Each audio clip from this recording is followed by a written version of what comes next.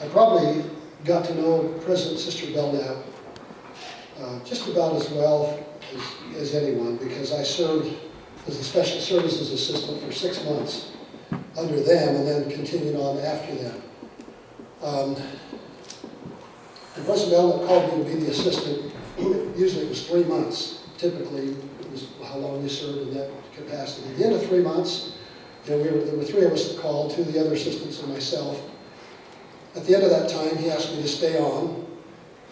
So I stayed on another 3 months, which put it to the end of his mission. And then at the end of his mission, he asked me to stay on and be the he called 2 new assistants again, and he asked me to stay on to be the transition person as the new mission president came in. So I had a tremendous amount of wonderful, wonderful experiences interacting with President and Sister Belnap, and you can't talk about one without talking about the other. And the influence that they had on my life. And I have to first say that not only the Belnaps had an influence, but so many of you in this room. Just, it's amazing in that short 2 years. The things that happened, the experiences that we had together, the growth that we had, that all of you, most of you I'm sure can say there's more things happened in that 2 years than any other 2 years of your life. The first day or two in the mission field, Elder Colton that just spoke was my district leader. And before I'd even gone out tracking with my first companion, my first companion, which was Elder Cannell, Elder Colton took me out. And I may not have been the first, but it seemed like the first door we knocked on. It ended up being the family that we baptized. And the things that this young man said, and the way he conducted himself, I was so impressed that I ended up naming one of my sons Colton. And I could tell stories about so many of you in this room with similar experiences. But to talk about the influence that Dean Belnap had on my life, and Sister Belnap, I first have to tell you a little bit about my background. I was born and raised in a small little country town, Burley, Idaho. Didn't even live in the town, we lived out in the country, and so I was a country hick.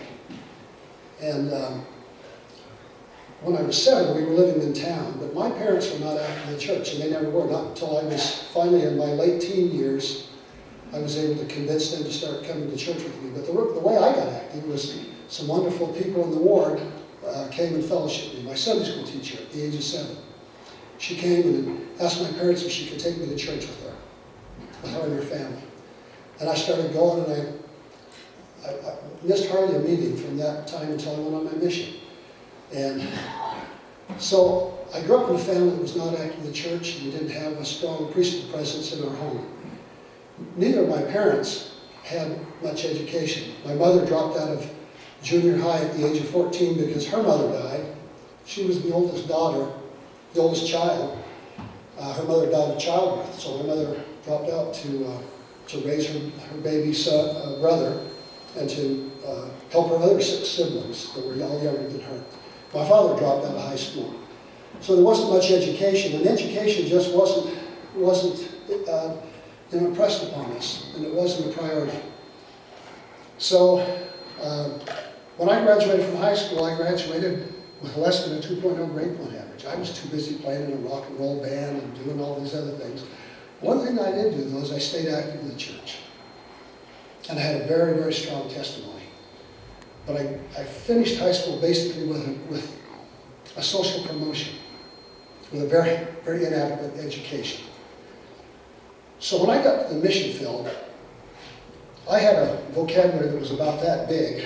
And I remember one of the interviews that President Belnap, he came to our area, Jeff Wood, Elder Jeff Wood and I were companions. And he said, Elder Dayley, you and Elder Wood have had 15 baptisms in the last 2 months. He said, what would you attribute that to? He said, I understand from your district leaders, I think Elder Molly was the assistant, or what was the district leader, that you guys don't do a lot of tracting.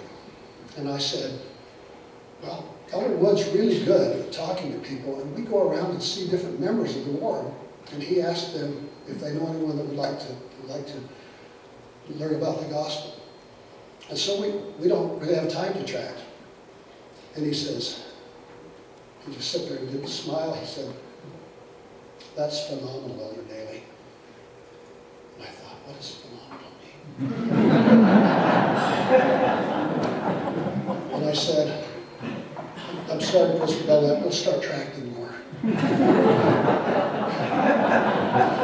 And so I went home and I wrote down the word phenomenal, F-A-N-O. And I asked Elder Wood, I said, what does phenomenal mean? He says, "Why?" I said, "Oh, just a word I heard, just wanted to know."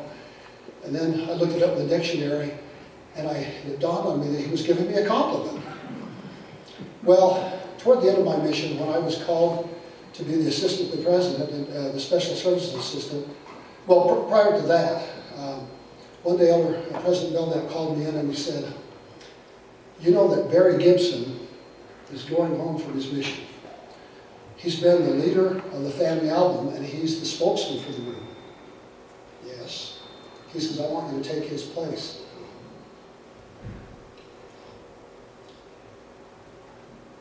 And everything went fuzzy. I got so scared, I thought, I can't fill his shoes. Barry Gibson is the most gifted speaker. He's a great guitar player. He's all these things, and he's such a great spokesman when he's there in front of these crowds with a family album. And I said, "President Belnap, I don't think you could do it." And he says, "I know you can do it." And so I started. Not long after that, Kent Norton came along. And I remember how terrified I was getting up and trying to say the things that Barry had said in the way that he said them. I couldn't do it. And Kent Norton was such an eloquent spokesman, as you saw when he was here with the family album tonight. And he gave me all kinds of tips. Prior to that, President Belnap said, when I told him I couldn't do this, he says, "Well, I'm going to put Kent Norton in the family album." He says, "You need him and he needs you." And when behind scenes can't help me, it was the biggest blessing in my life. And I'm so honored and so blessed to have President Belnap take this little Idaho farm kid that didn't even have a vocabulary that big and put me in that position, give me that opportunity. Later, when he called me to be the special services assistant, and I served in that capacity, like I said, for about 6 months before he went home, just not long before he left, Elder Rick Warner, who you all know, was one of the other assistants, and one day he said to me, "Elder Dayley, where are you going to go to college after your mission?" We were getting close to the end, and I said, "I'm not going to college. I'm going to go back and work in construction with my dad." He said, "Well, why?" And I said, "Well, I didn't do well in high school, and I couldn't get into college, and blah, blah, blah, blah, blah." And he didn't say much. Well, then coincidentally, the very next day, I thought it was coincidentally, but I don't think it was, President Belnap came walking into the office. And if you remember, the 3 assistants sit like this, and the door was here. He came in and he sat down in the chair. He just sat there for a moment. And we kind of waited for him to say something. And he turns to me and he says, "Elder Dayley, where are you going to college?" I looked over at Elder Warner, and he kind of sheepishly looked the other direction. I gave him the same story, like going to college, blah, blah, blah, blah, blah. And he said, and I couldn't get in, grade point average, he says, "Well, if you could get into college, where would you go?" And I said, "Yeah, I don't know, I've heard a lot of these guys," because I had graduated from high school a year late, and I came directly on my mission from Little Burley, Idaho. I'd been to Salt Lake a couple times in my life. And I'd heard of this place called Provo, Utah. And I said, "I guess BYU." I'd heard all these other missionaries talking about it.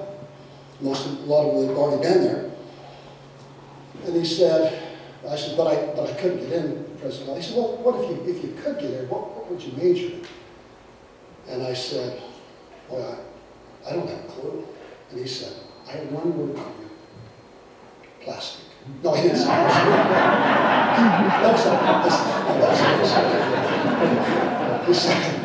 He said, "Elder Dayley, public relations." He says, "You've gotten to be very good at public speaking. You've got a lot of energy. You're good with people, and I think you do great in public relations. And I said, okay.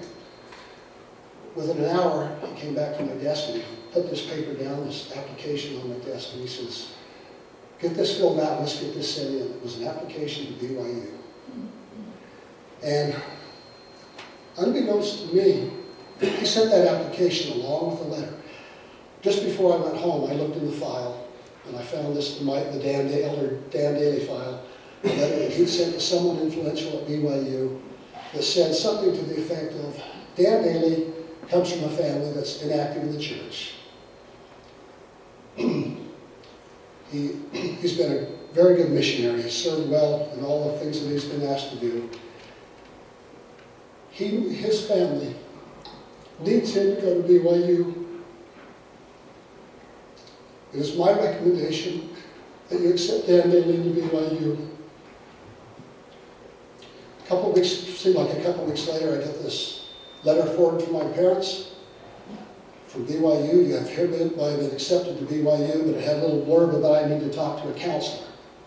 So when I got there, the counselor said to me, well, I've looked at your transcript, Brother Dayley, and this first semester, you're going to need to take classes that you're not going to get credit for. This will prepare you, but there's one stipulation. You've got to get at least a 2.0 grade point average this first semester in order to remain here at BYU. And during that first semester, I called President Belnap a couple of times. I told him how scared I was. I didn't think I could do it. And he says, Dan, go talk to your bishop and ask him to assign someone to help tutor you this semester. So I went to my bishop, and the bishop gave me the name of this young guy named Steve Olson, who was 16 years old, and he was a junior at BYU, living in Desert Towers where I was at. He was a junior. Brilliant young guy, young little redheaded kid. And Steve would stay up with me late at night, helping me to learn how to take notes and how to highlight things, and coaching me on how to study and prepare for tests. And I made it that first semester with a 2.1 grade point average. And I called President Belnap to tell him. And you know, President Belnap and Sister Belnap were, as Larry Colton said, they filled a void that my parents couldn't fill. My parents hadn't been active in the church. And they didn't know how to encourage me for education. I don't know what I would have done without President Belnap. So I proceeded through college, and each semester got a little better, and finally, my senior year, my final semester, I got a 3.9 grade point average, and I called President Belnap to tell him, and he said, I'm proud of you, Dan, I knew you could do it. I am so grateful. Well, one last thing I was going to say was that I think the last missionary reunion that we had before Sister Belnap passed away, I waited till the end to go talk to President Belnap. I waited until everybody kind of cleared out, and I went up to him and I said, President Belnap, I just want to tell you once again how much I appreciate and how grateful I am for the influence you've had on my life and how much you've helped me in my life and my career and everything. And he said, tell me, Dan, how has your education helped you? What has it done for you? And I said, well, I didn't go back and work construction with my dad, although I could have done that.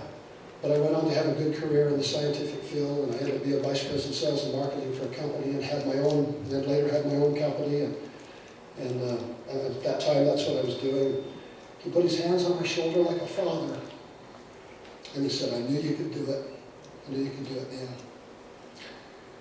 I just want to say that there's only a few people in your life that you can say really, really made the difference in your life. And by all means, President Belnap and Sister Belnap were those two people in my life. They filled a void that my parents couldn't fill. They were not able to fill. I will be eternally grateful. And I will, for President and Sister Belnap, and I look forward to the day that I can see them again and be with them. And I say this in the name of Jesus Christ. Amen. Amen.